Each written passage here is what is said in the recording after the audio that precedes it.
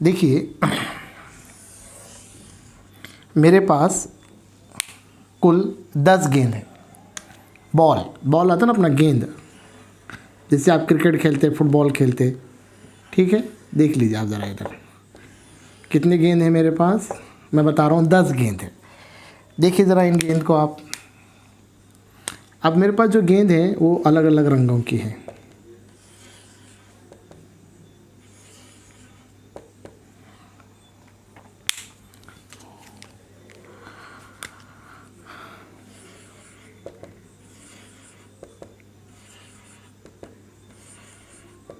ठीक है।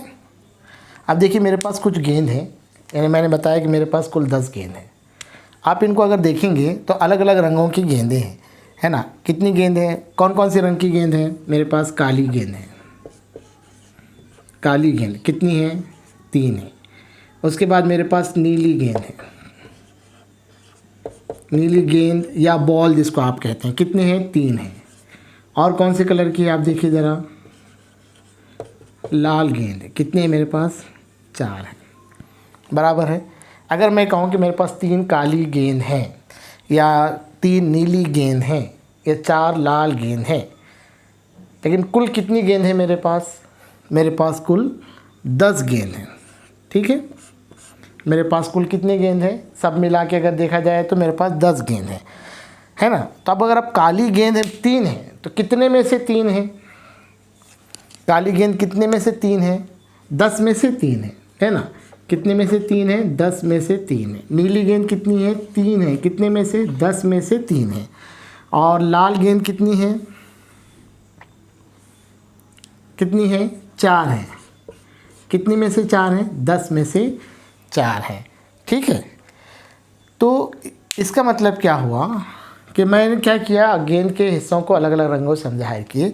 तो किसी कुल हिस्से का, ये पूरी गेंदें हैं, उसमें से हम क्या किए, अलग अलग रंगों की गेंदों को ज़ाहिर किए। जैसे यहाँ पर देखिए आप 10 में से 3, 10 में से 3, 10 में से 4।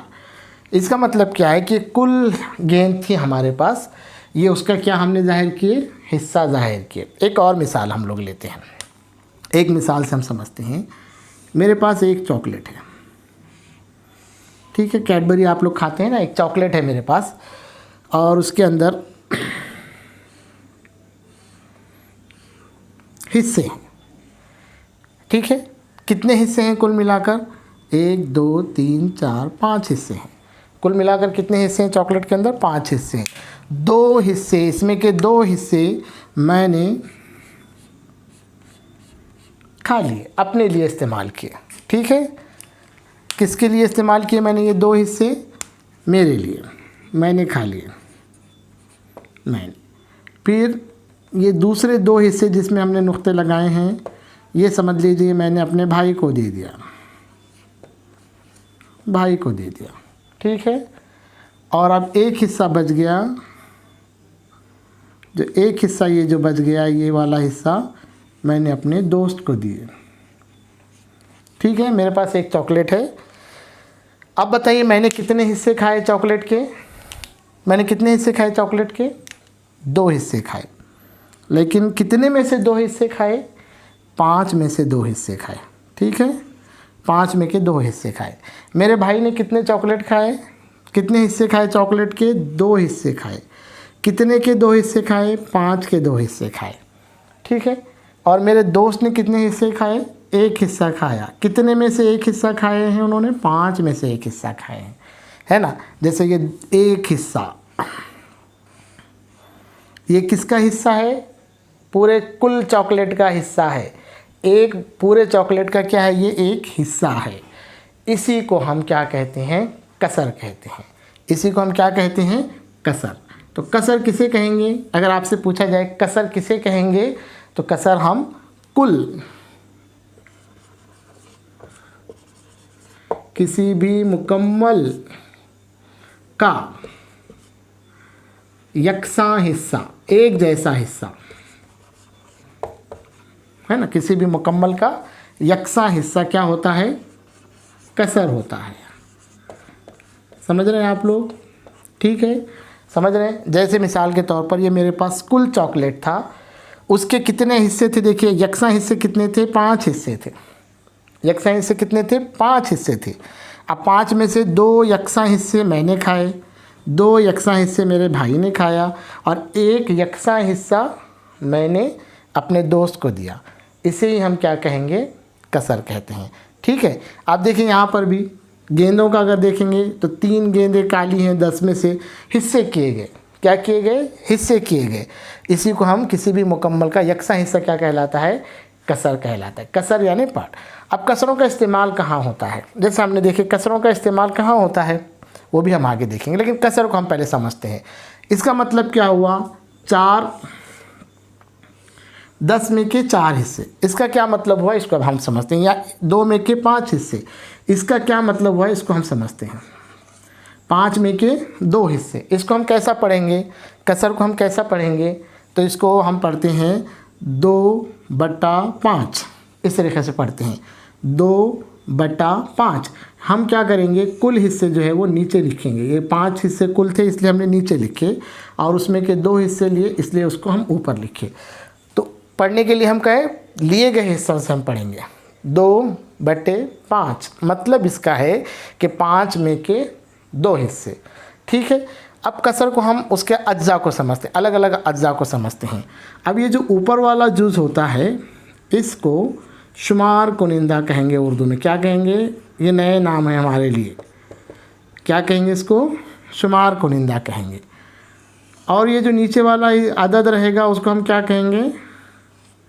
نسب نما کہیں گے. کیا کہیں گے اس کو ہم؟ نسب نما کہیں گے. ٹھیک ہے. نسب نما میں کون سا عدد ہم لکھتے ہیں؟ جو کل حصے ہیں وہ لکھا جاتا ہے. ٹھیک ہے. اور شمار کنندہ میں کون سا لکھا جاتا ہے؟ جو لیے گئے حصے ہیں، جو استعمال کیے گئے حصے ہیں وہ لکھا جاتا ہے. ٹھیک ہے. تو اسی کو ہم کیا کہیں گے؟ کسر. یہ شمار کنندہ ہو گیا، ایک نسب نما. ایک اور مثال لیتے ہیں. اب آپ کو بتانا ہے. اس ویڈیو کو آپ رکائیے اور یہ ساری چیزیں اپنے بیاض کے اندر آپ کیا کر لیجئے؟ لکھ لیجئے. ایک اور مثال ہم لوگ لے کے سمجھتے ہیں. ٹھیک ہے.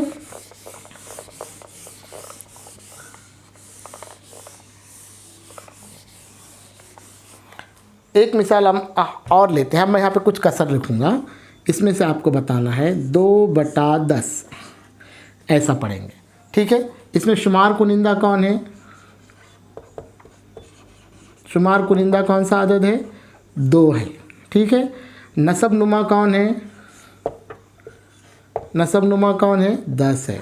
اگر آپ کو کہا گیا کہ اس کو شکل میں ظاہر کرو، 2/10 کو شکل میں ظاہر کرو، مطلب ایک مکمل کوئی چیز ہے. ٹھیک ہے. ایک مکمل کوئی چیز ہے. اس طریقے سے یہ ایک مکمل کوئی چیز ہے. اس کے کل کتنے حصے کیے گئے؟ 10. 1 2 3 4 5 6 7 8 9 10. اس کے کل 10 حصے کیے گئے، اور اس میں سے کتنے حصے لیے گئے؟ 2 حصے لیے گئے. اس کا مطلب ہو گیا 2/10. اس طریقے سے اس کو ہم کسروں میں اس کو ہم کسر کہیں گے، اور اس کو ہم شکل کی صورت میں ایسے ظاہر کر سکتے ہیں. ٹھیک ہے. ایک اور لے سکتے ہیں، جیسا کہ بھئی آپ ایک اور کسر آپ بتائیے. اب آپ بتائیے، میں یہاں پہ شکل بناؤں گا. ٹھیک ہے. میرے پاس ایک کیک ہے یا ایک روٹی ہے. ٹھیک ہے. آپ دیکھیے، آپ کو کسر بتانا ہے.